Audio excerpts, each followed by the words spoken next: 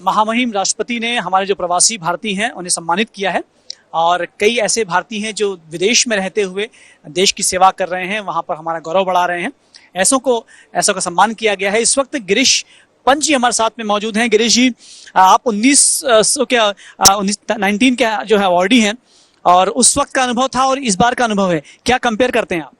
सबसे पहले तो मैं बहुत बहुत धन्यवाद देना चाहता हूँ इंदौर के निवासियों को, जिन्होंने इतना सारा प्यार उमड़ के और बहुत सारे स्वादों से और बहुत सारे प्यार से सम्मानित किया पूरे विदेशी मेहमानों को एक परिवार की तरह, और यहाँ के मुख्यमंत्री जी का भी, और सबसे बड़ी बात हमारे प्रधानमंत्री नरेंद्र मोदी का, जिनका विजन यही है कि जो भी प्रवासी भारतीय बाहर रहता है वो राजदूत भी है और राष्ट्रदूत भी है, और उसके लिए हम देश के लिए काम कर रहे हैं। और मैं 2019 में प्रवासी भारतीय सम्मान अवार्ड से मुझे वाराणसी में मिला था, और एक्सपीरियंस के मामले में कहूँ तो मैं नेगेटिव नहीं बोलना चाहता, लेकिन मेरा मानना यह है कि बहुत अच्छा अरेंजमेंट वाराणसी में था। खुद 450 से ज्यादा डेलीगेशन मैं खुद जिम्मेदारी थी तो कॉन्सुलेट से लेके गया था, और इस बार भी हमारे काउंसिल जनरल ऑफ इंडिया और यूएई और दुबई की बहुत सारी ऑर्गेनाइजेशंस के थ्रू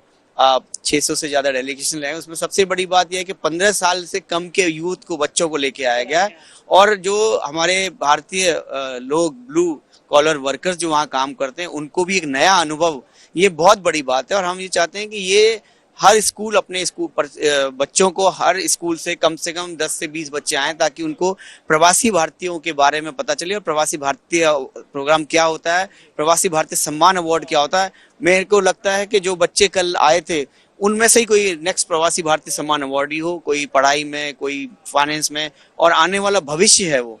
और जहां तक बात करूं, कल बहुत बुरा अनुभव मेरा रहा है, जिसमें मैं कह सकता हूं एज ए अवार्डी मुझे अंदर नहीं आने दिया गया, और ये इसमें किसकी गलती है मैं दोष नहीं देना चाहता, लेकिन एटलीस्ट इसका एक व्यवस्थित संरचना ढांचा होना चाहिए था, जिसमें एटलीस्ट प्रवासी भारतीय सम्मान अवार्डीज जो हैं उनके लिए स्पेशल अरेंजमेंट अवार्डीज, चाहे वो 2010 के हो चाहे 2003 के हो। मैं अपनी बात नहीं कर रहा, मैं प्रत्येक अवार्ड, क्योंकि राष्ट्रपति अवार्ड मिलना बहुत बड़े सम्मान की बात है, और ये अवार्ड भारत के भारत रत्न के बराबर है, प्रवासियों को देने वाला सम्मान अवार्ड है। गिरीश जी, आज विश्व हिंदी दिवस है और ऐसे मौके पर आप साथ में हैं। हिंदी के लिए आप बहुत काम कर रहे हैं, यहाँ बच्चों को आप लेकर आए हैं। हिंदी को लेकर आप क्या सोचते हैं और किस ढंग से आप उसको बढ़ा रहे हैं? देखिए, हम गौरवान्वित महसूस करते हैं कि हिंदी भारत की राजभाषा है, और हिंदी हिंदुस्तान का दिल है, और माथे पे सजने वाली बिंदी है। तो हिंदी हमारी एक पहचान है। पूरे विश्व में हिंदी हिंदी एक शब्दकोश है, हिंदी एक भाषा है, हिंदी एक वाक्य है जिसे हम दो दिलों को, दो देशों को, दो व्यक्तियों को जोड़ते हैं। और हिंदी के प्रति जो प्यार, हिंदी में जो बात करके जो एक अपनापन महसूस होता है, वो किसी लैंग्वेज में मेरा अपना मानना है, मैं किसी के बारे में नहीं कहना चाहता, लेकिन हिंदी के बारे में इतना अनुभव है कि हिंदी एक ऐसी भाषा है जो दिलों को जोड़ती है, और चाहे वो किसी भी धर्म, जाति और पंथ से हो, ये हिंदी की बड़ी खूबसूरती है। और जैसा आपने बोला कि हिंदी के लिए हम लोग यूएई में 2015 से काउंसिल जनरल ऑफ इंडिया और एम्बेसी के साथ मिलकर हिंदी उत्सव का कार्यक्रम करते हैं। हमने कम से कम 25 से ज़्यादा स्कूलों को निमंत्रित किया, और उसमें पहले साल में 700 बच्चे, फिर दूसरे साल में 1200, फिर 1800, इस तरह संख्या आज बढ़ती गई है। आज हम हर स्कूल में, स्कूल के टीचर्स भी और बच्चे भी वेट करते हैं कब हिंदी के बारे में प्रोग्राम होगा, और हिंदी के साथ साथ हमने अन्य भाषाओं को भी जोड़ा है, अरबिक है, बांग्ला है, मलयालम है। तो हम चाहते हैं कि जो जिसकी भाषा जिस राज्य से है वो अपनी भाषा का उसको ज्ञान होना चाहिए, और सबसे पहले भारतीय होने के नाते हिंदी का तो ज्ञान होना ही चाहिए। तो और दूसरी बात, मैं यूएई से आया हूँ, तो यूएई में हिंदी यूएई की तीसरी ऑफिशियल लैंग्वेज है, जो कि यूएई ने लागू करी है कि ये वहाँ के हिंदी में उसके तीसरी लैंग्वेज।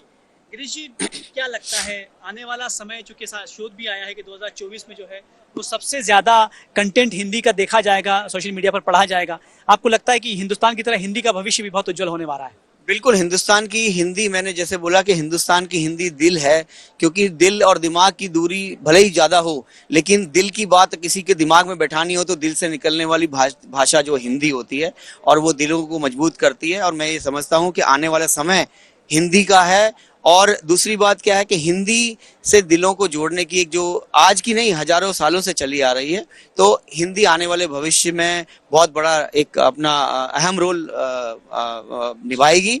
और मैं समझता हूँ जब भारत एक विश्व गुरु के कगार पे है, विश्व गुरु बनने के कगार पे है, जहाँ पे हमारे भारत के प्रधानमंत्री नरेंद्र मोदी जी का जो विजन देश के प्रति और राष्ट्र के प्रति जो निस्वार्थ भाव से है, हम पूरे प्रवासी भारतीय की तरफ से मैं उन सबको सल्यूट करना चाहता हूं, क्योंकि ऐसे नेता नहीं ऐसे संत धरती पे आते हैं जो कि भारत की बागडोर एक नरेंद्र हुए थे जो 100 साल पहले जिन्हें हम कह सकते हैं, और आज एक नरेंद्र है जिन्होंने भारत को गौरवान्वित किया है, सारे सनातन को किया है, चाहे वो किसी पंथ से हो, किसी जाति से हो, धर्म को सबको साथ लेके सबका साथ, सबका विश्वास, सबका विकास और सबका प्रयास लेने का जो उन्होंने एक अनुभव, एक संगठन, एक समन्वय स्थापित किया है, वो पूरा विश्व आज भारत को एक दोस्ती की नजर से देख रहा है। आप देखिए रशिया यूक्रेन वॉर में कोई ऐसा देश है जो दो देशों के बीच में लड़ाई रुकवा के अपने भारतीय को लेके आए, ये तिरंगे का एक शान है और ये हमारे भारत के प्रधानमंत्री की पहचान है। और हम गौरवान्वित होते हैं जब प्रधानमंत्री नरेंद्र मोदी बोलते हैं, लाखों लोग सुनने को उत्साहित होते हैं। हम भी आए थे इतनी दूर से और बहुत सारे हजारों डेलीगेट सुनने के लिए आए थे, तो बहुत अच्छा लगता है जब हमारे प्रधानमंत्री जी विदेशों में जाते हैं, उनका भव्य स्वागत होता है। वो अकेले प्रधानमंत्री पार्टी के नहीं है, वो 135 करोड़ देशवासियों के प्रधानमंत्री हैं और 135 करोड़ देशवासी उनके साथ चलते हैं, तो आप समझिए कि पूरा विश्व उनके साथ खड़ा होता है। अच्छी बात है गिरीश जी, आपसे बात करके बहुत अच्छा लग रहा है। इतने उत्साह के साथ में आप जो है यूएई में काम कर रहे हैं, हिंदी के लिए काम कर रहे हैं, बच्चों के लिए काम कर रहे हैं। मुझे लगता है कि हिंदी का हिंदुस्तान दोनों का भविष्य बहुत उज्जवल है।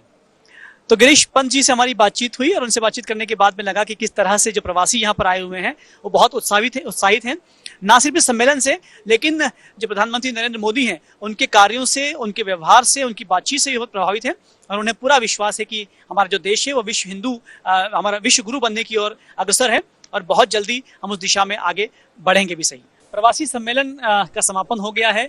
अलग अलग तरह से लोग धन्यवाद ज्ञापित कर रहे हैं, लेकिन हमारे पास में साथ में सोमेश राठी जी मौजूद हैं जिन्होंने एक छोटी सी कविता लिखी है और वो इसलिए लिखी है कि प्रवासी सम्मेलन को धन्यवाद दे पाएं, प्रवासियों को धन्यवाद दे पाएं।